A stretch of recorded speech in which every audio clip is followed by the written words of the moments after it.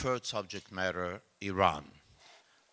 Uh, as I asked for some of the people in the audience to give me questions to ask you, Paul and Maurice Marciano gave me a very good question on Iran that I a bit expanded on. You've made no secret of your opposition to the nuclear deal with Iran. President-elect Trump has proclaimed the Iran deal as, I quote, the worst deal ever negotiated. What would be your ideal American policy towards Iran under President Trump? Well, first let me tell you my policy, Israel's policy. Israel is committed to preventing Iran from acquiring nuclear weapons. That has not changed and will not change. As far as President-elect Trump, I look forward to speaking with him about what to do about this bad deal. Now, I oppose the deal because it doesn't prevent Iran from getting nukes. It paves the way for Iran to get nuclear weapons.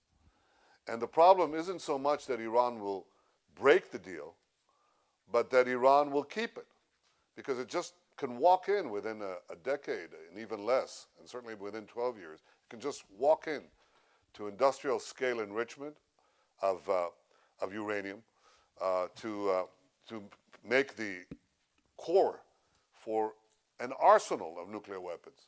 So the problem how to deal with this deal is something I will discuss with President-elect President Trump when he takes office. And I assure you that I'll have an answer for you by the time you invite me to the next Saban Forum. I will say this, that after the deal was signed, Iran has actually become an even more aggressive power. It's developing ballistic missiles that will ultimately be capable of reaching the United States. It's important to stress that. The Iranians are developing intercontinental ballistic missiles. And for those who forget, Israel and Iran are in the same continent. We're in the same neighborhood. They're not developing these ICMs for us. They're developing it for you, for America.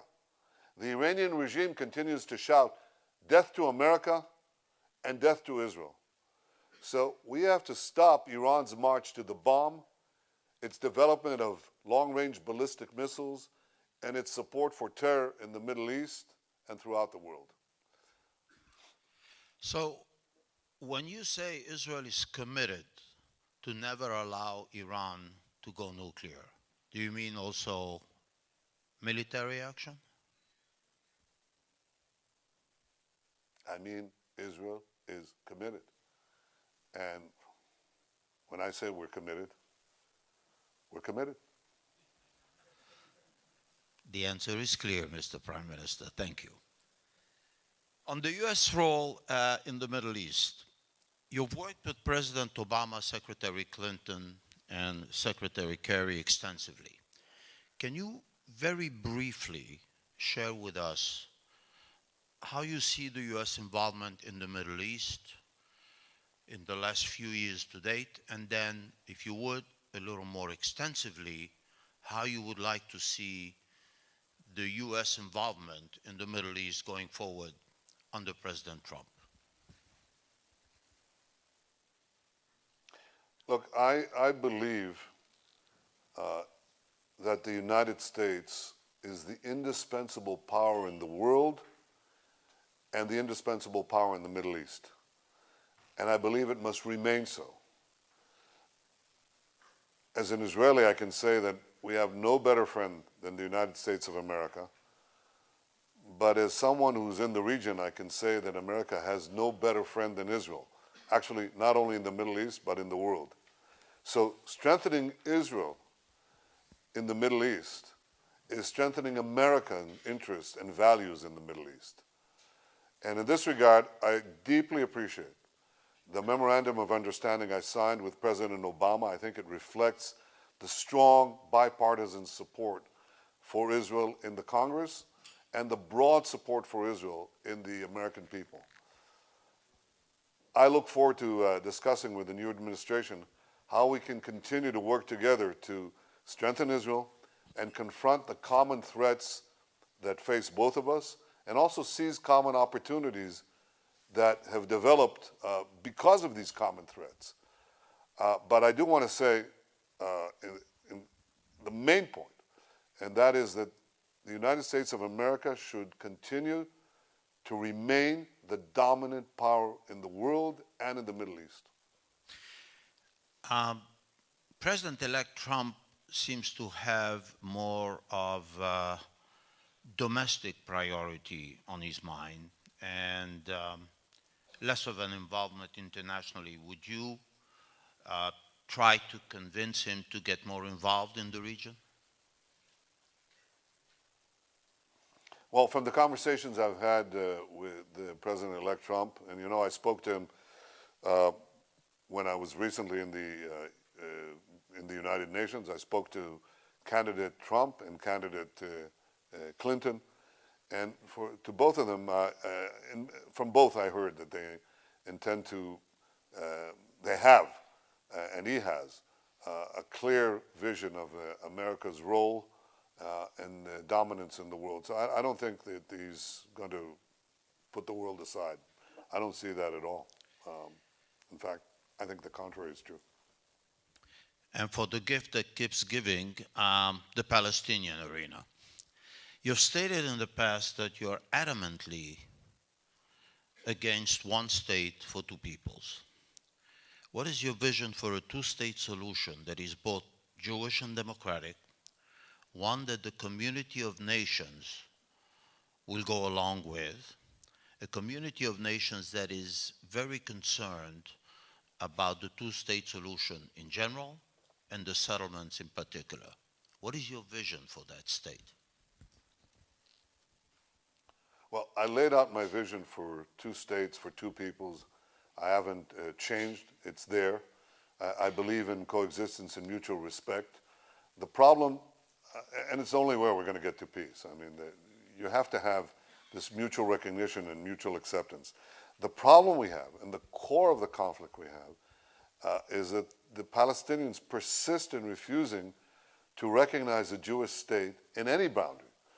President Abbas has said that he just refuses, he'll always refuse to recognize a Jewish state, a nation state for the Jews. And it's just inconceivable. And that is the source. This has always driven the conflict, and this still drives the conflict today between us and the Palestinians. The Palestinians are trying to go to the UN in a vain effort to try to impose a solution. And I believe that this will push peace further away. Now, you'll remember that in 2011, President Obama vetoed a UN Security Council resolution on settlements, and he said at the UN that peace cannot be imposed through statements at the UN. This was the right policy then, and it's the right policy today. And since the Palestinians have so far shown no willingness to negotiate, despite the fact that I call on them to do that literally hundreds of times, maybe, I'm saying maybe, peace could be advanced through a regional approach where our new relationships in the Arab world can help us get the Palestinians to the table for a deal that we can live with, literally live with. It remains to be seen, but certainly going through UN diktats, UN resolutions is not the way to advance peace. Well, then I'll ask you a question that I've asked you in your office when I visited you, I think a couple of months ago. Since Abba Eban, you're probably Israel's best orator.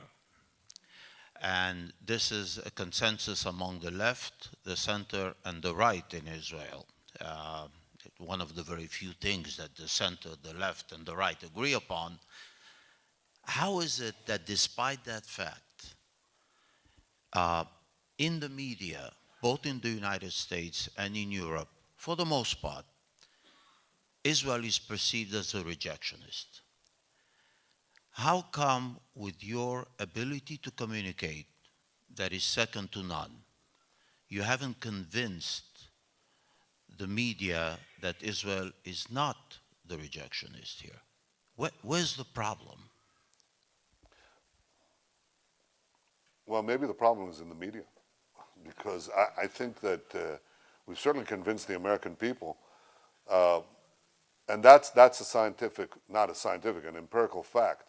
There is a tracking poll by the Gallup organization, which doesn't work for the Likud because it's been doing that for the last several decades. But when it tracks the question, you know, what is your view? How favorable is your view of Israel, and how favorable is your view of the Palestinians? And they do it from actually from the year 2000 for both of us.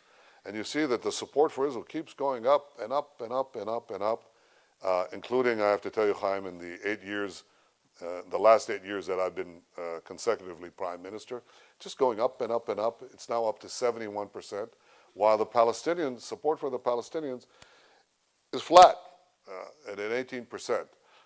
So, you know, I can't tell you why what is understood by the broad swath of the American people is not understood by some in the media, but I'd say it doesn't really matter, because they get it, and also the world gets it. You know, the majority of the world's governments in China, in Asia, in Africa, in Latin America, in Europe. I was going to say in Eastern Europe, but now increasingly even in Western Europe, lo and behold. People are beginning to understand that Israel is a force of moderation, is a beacon of tolerance in this very dark region which we live in, that Israel is a thriving, robust democracy. No one is perfect, but that it is a country worth emulating, and it's a country that wants peace. So how do they know that, how do the governments know that I want peace? Because every time they ask me, if they do, and they don't ask me that much, I have to tell you, but when they ask me, what about the Palestinians? Here's what I tell them. And even when they don't ask me, here's what I say. I say, look, we need to negotiate peace. To have peace, usually you negotiate peace. That's how you get it. That's how we got the peace with Egypt. That's how we got the peace with Jordan. Change our lives. It's great. And it's holding up for decades. But it started up with mutual negotiation. So I tell the governments, I tell them something very simple. I say, look, I'm prepared to stop everything I'm doing right now, and I want you to invite me to your country. You know, sometimes I make suggestions. It could be Sicily or places like that. It's not important. Whatever it is, Helsinki or Sicily or any other country, willing to do it, okay? And I'm willing to go there right away. Now go to Ramallah and ask Abu Mazen if he's willing to go there right away. No preconditions. Let's begin peace negotiations. That's the acid test of peace. And they always come back. They go very excited. They think they've got a breakthrough because they know they have me. They have Israel. But then they come back from Ramallah and they basically get a no answer. So why is, why is this not happening? That is, why does the press not get it? I don't know. But Chaim, here's a challenge for you. Yeah, I just made the offer right now. You can extend the Saban Forum. I'll be happy to come and continue this negotiation with the Palestinians without the preconditions. It's fine with me. I don't have that authority, but that's okay. Thank you for your offer. Maybe next time. You're the Saban Forum. You're the Saban in the Saban Forum. What do you mean you don't have that authority? I'm a former cartoon schlepper. I used to have a standing in society, and my standing was that I'm a cartoon schlepper. Now I'm not even a cartoon schlepper. I'm a former cartoon schlepper. So, as a former cartoon schlepper, you can make the invitation, Chaim. You can make it now. You can make it for next year. It's fine. thank you. On anti-Semitism has raised its ugly head in different places around the world. It's tied into BDS, it's tied into the perceived isolation of Israel. What can be done at the PR level in order to address these three intertwined phenomena that are really very detrimental to Israel in particular, but to the Jewish people in general, all those that live in the diaspora? It really is a huge issue, and we're seeing it even here in America, which is I always used to say that the two places I walk around very proud. I walked everywhere around, proud as an Israeli American, but the two places where I feel safe doing that was Israel and America. And now with America, we're seeing some, phenomena that we never uh, witnessed before with the alt-right and all that. So what can the government of Israel do? What can we do to address that issue? Look, first, if you ask about two questions, you ask about anti-Semitism, you ask about BDS. You always have anti-Semitism at the ultras, ultra left and ultra right. You see that in Europe, in the United States, but I think it's a marginalized phenomenon, contrary to what people think. In healthy democracies, and I think the U.S. and Israel, the U.S. is a healthy democracy, and I think it has a very robust tradition. As far as BDS, but we should fight anti-Semitism. We see it in Europe, and it's an interesting test of the health of the European democracies to the extent that they fight anti-Semitism there, and we expect them to do so, and most of them do actually. As far as BDS is concerned, I think it should be opposed because it's based on lies, because it fundamentally wants to destroy the state of Israel. It's an immoral force. But I do want to say at the same time that I think it's failing miserably. If the idea is that Israel will be isolated, Israel will be sidelined, it's failing miserably. You know, The Economist, which doesn't normally, how shall I say this, give me compliments, okay? That's an understatement. The Economist just wrote that Israel, under my tenure, has never been more sought after and more powerful than today. And there are really three reasons why that is happening. Before I tell you the reasons, let me tell you that I wish we had a little isolation. Because every day, every single day, I meet presidents, prime ministers, foreign ministers, senior representatives from just endless number of countries who are coming to Israel. Why are they coming to Israel? It's what I call TTP.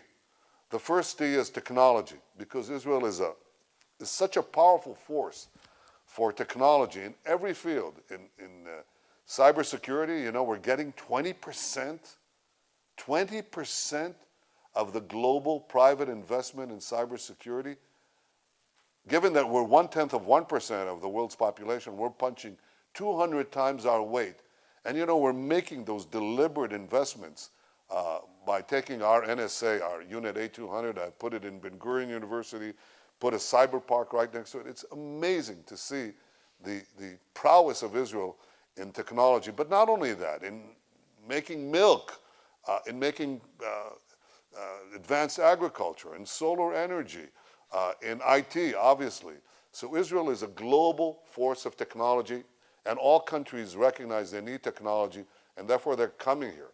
Small countries, big countries, superpowers, they're all, well, there's only one superpower, great powers. They're all coming here for that.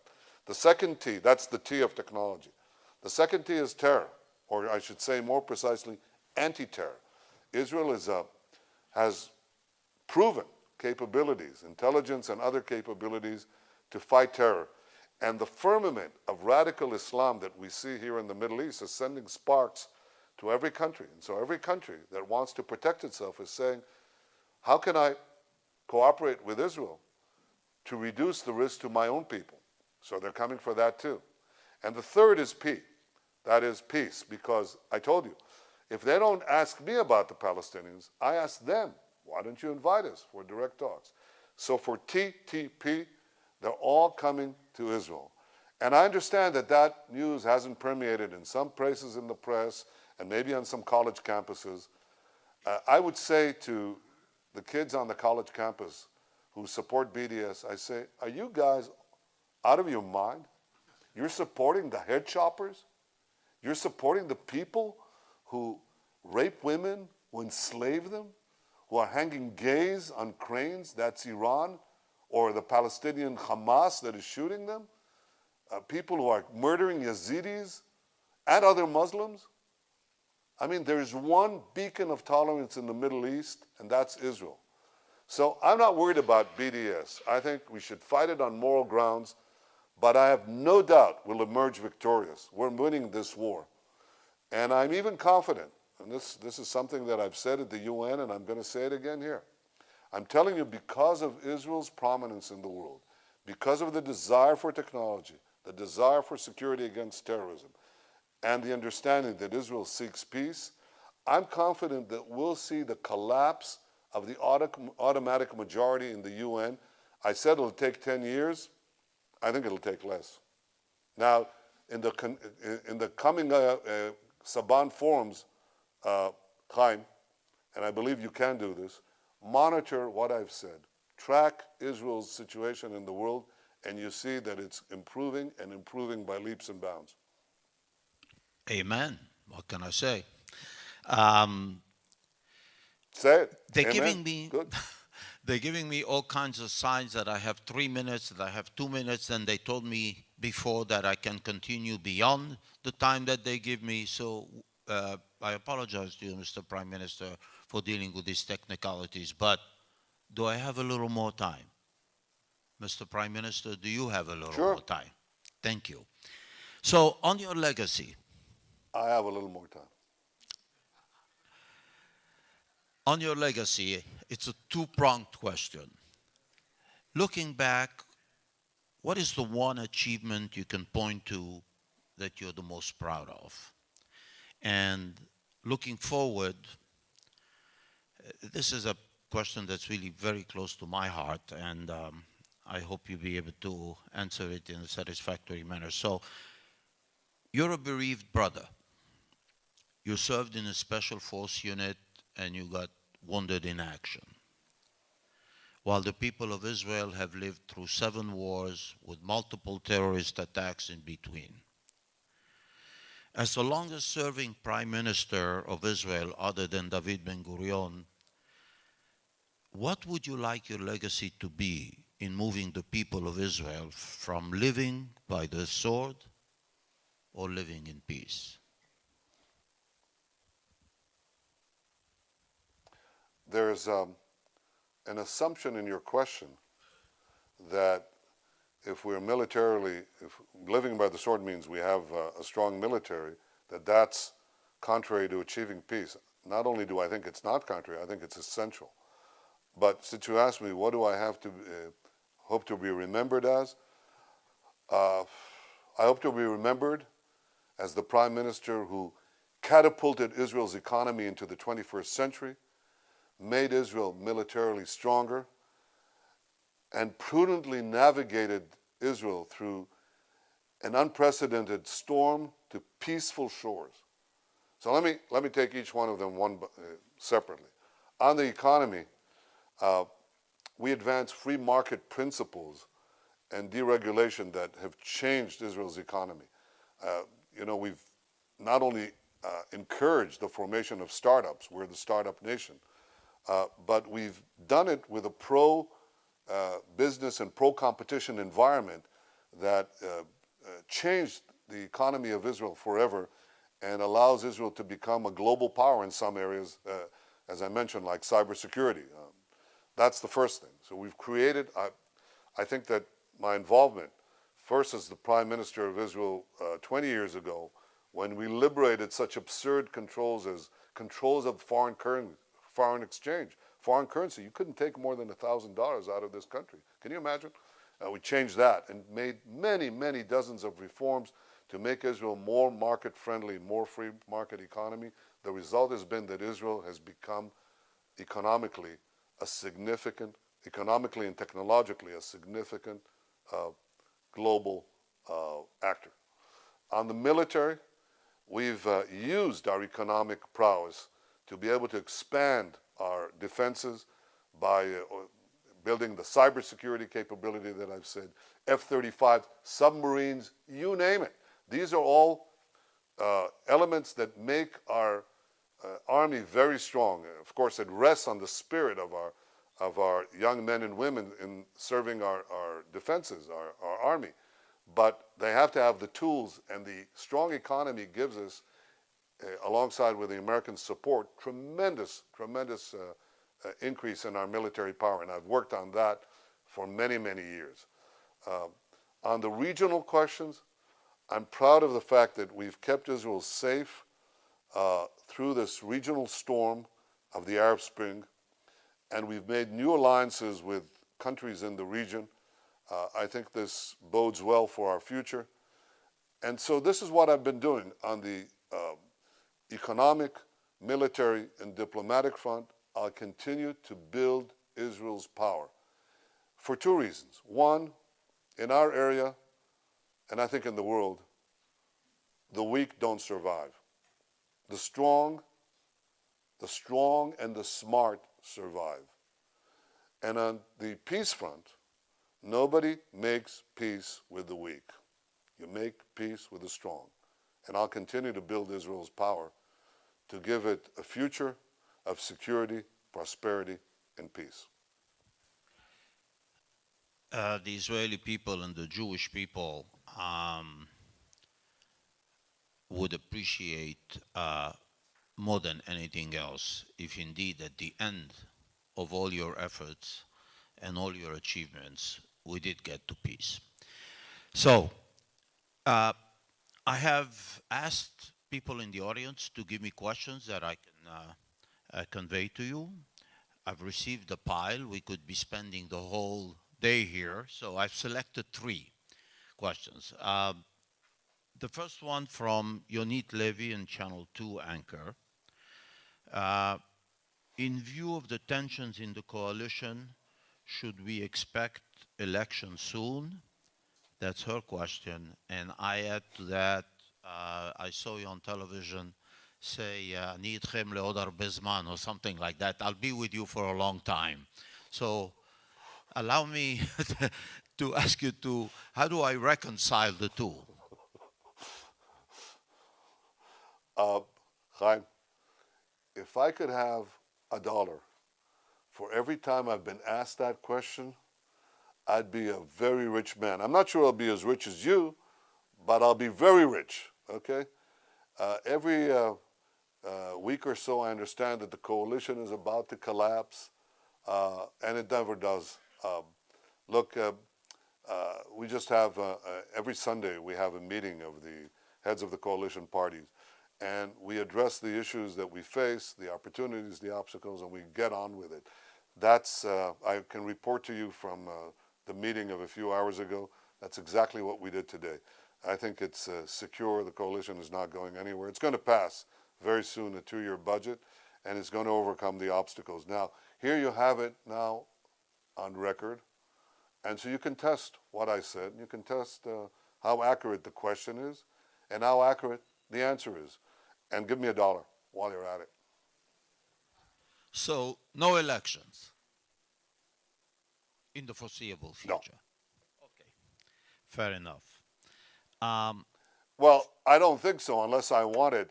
It has happened in the past that I wanted elections. I can't communicate to you that I want that now. Okay. From the Jordanian ambassador to the U.S., Ms. Dina Kawar, Jordan is interested in reviving a peace process between Israel and Palestine. The lack of it is a complicating factor for Jordan, while Israel's interest is a stable Jordan.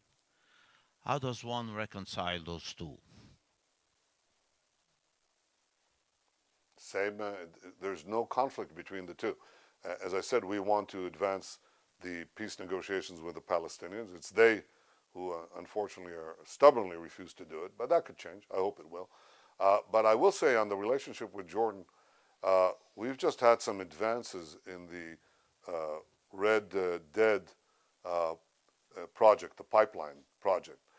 It's very important, by the way, because it'll give a boost to Jordan's water supply, and it'll give water to our farmers and the Jordanian farmers in the Arava region. It'll save the Dead Sea.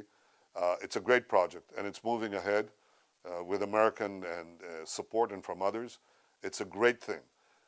I think that the more we work to help have joint infrastructure projects, by the way, not only for Israel and Jordan, for Israel, Jordan, the Palestinians, and the region, I think it'll bolster peace.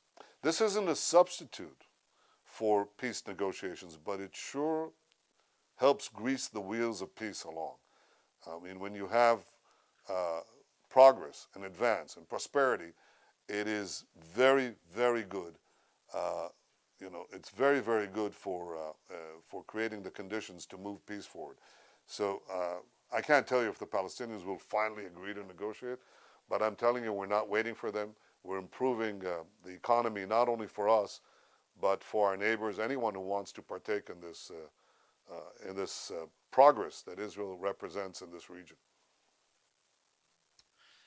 And the last question, well, I mean, about that, it is true that economic and well-being of people and so on are all positive factors, but we saw from a panel that had Youssef Al-Otaiba, the ambassador, the Emirates ambassador in the U.S., and Mr. Fayez Waraude and others, that no matter what we talk about, the issue goes back always to the Palestinian peace process. It really is like when you talk about economy, you talk about security, whatever you talk about that is of significant dimension, it always goes back to the Palestinian question. But anyway, the last question is from Philip Gordon, who was the White House coordinator from the Middle East. There's been some tension between Bilshon Hamata, well, it's an understatement, between this administration and your government about the settlement policy. What would you do, what would be your reaction if President Trump said, here's carte blanche, go do whatever you want, I don't care, as he said during the campaign? Granted, it was a campaign statement, but let's assume he follows up on this one. Well, I think we have been doing what we want in the sense of we've asked for negotiations with the Palestinians. They have refused. Second, I put forward an idea of how to do this. The idea of a demilitarized Palestinian state that recognizes the Jewish state is something that remains as a possibility if the Palestinians finally decided to recognize the Jewish state. The question of settlements, I think, is an issue that has to be discussed in peace negotiations, but I disagree, and I've always disagreed, that this is the source of the conflict. This conflict raged for 50 years, that's half a century, before there were any Jewish communities in Judea Samaria. 50 years. PLO was founded in 1964, 3 years before the Six-Day War, before we entered the territories of Judea, Samaria, and Gaza. We then left Gaza, and they fired 20,000 rockets on our heads and continued to build terror tunnels.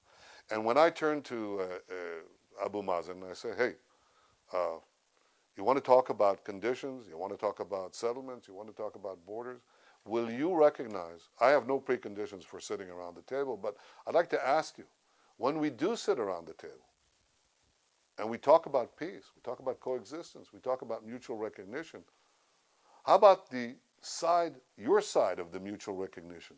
Will you finally recognize that the Jewish people have a right to a nation state of their own? And that you won't build a state next to Israel in order to replace it, but in order to coexist next to it. Are you willing to agree for that? You're willing to give up the right of return, the flooding of Israel with descendants of Palestinian refugees and so on? And he just refuses to do it. So I think that's the core of the conflict. It always was. And you know, you say, well, people haven't yet realized it. I beg to disagree. The distinguished ambassadors who spoke in your forum, yeah, I understand that there's a residual aspect of the propaganda against Israel and the Palestinian narrative that has been embedded there for decades. I got that. That's okay. But if you ask me, do people in the region understand the truth of what I've just said? Important people, people in positions of power and influence, I think they do, even though they don't necessarily admit it publicly.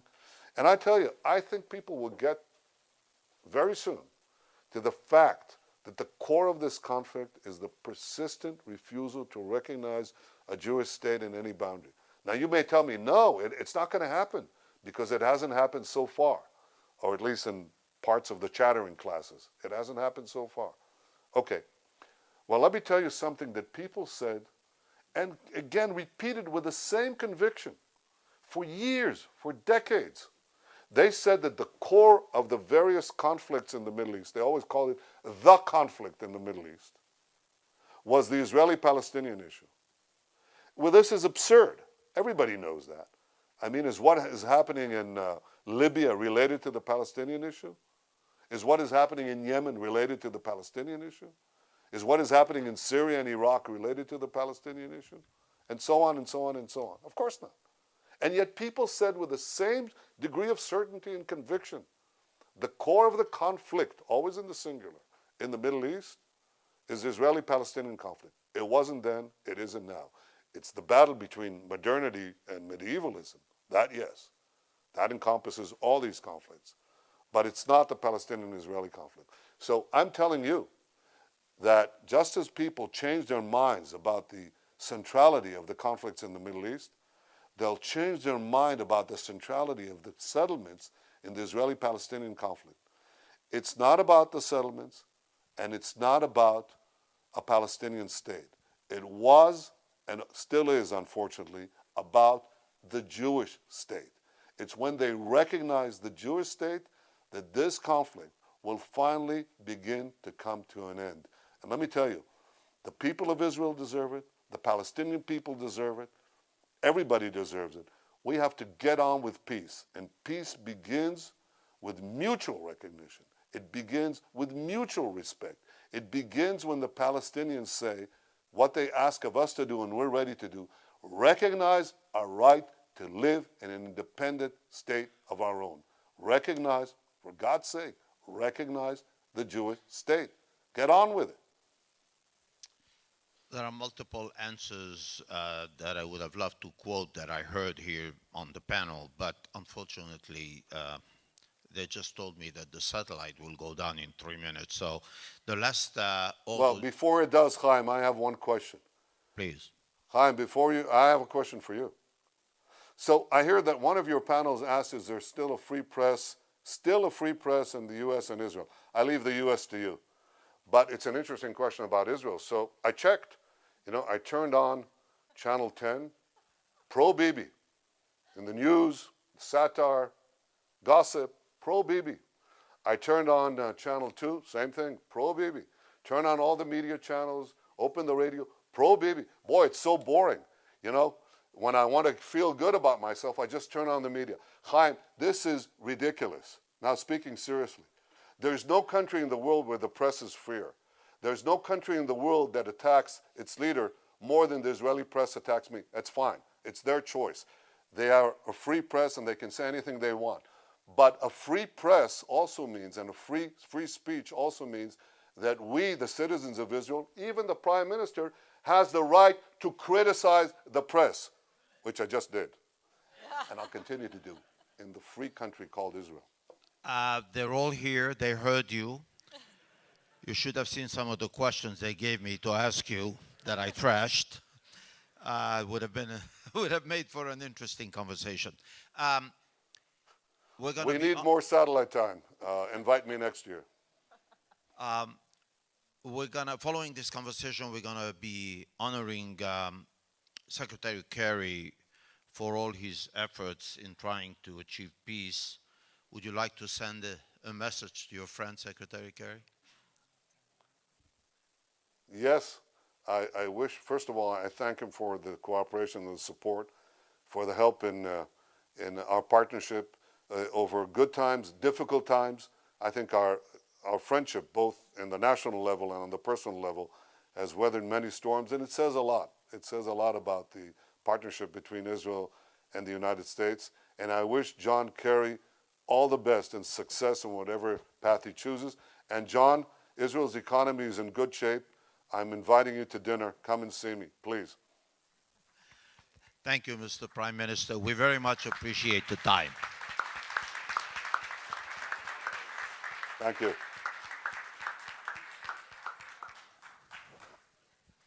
Okay, ladies and gentlemen, please, if you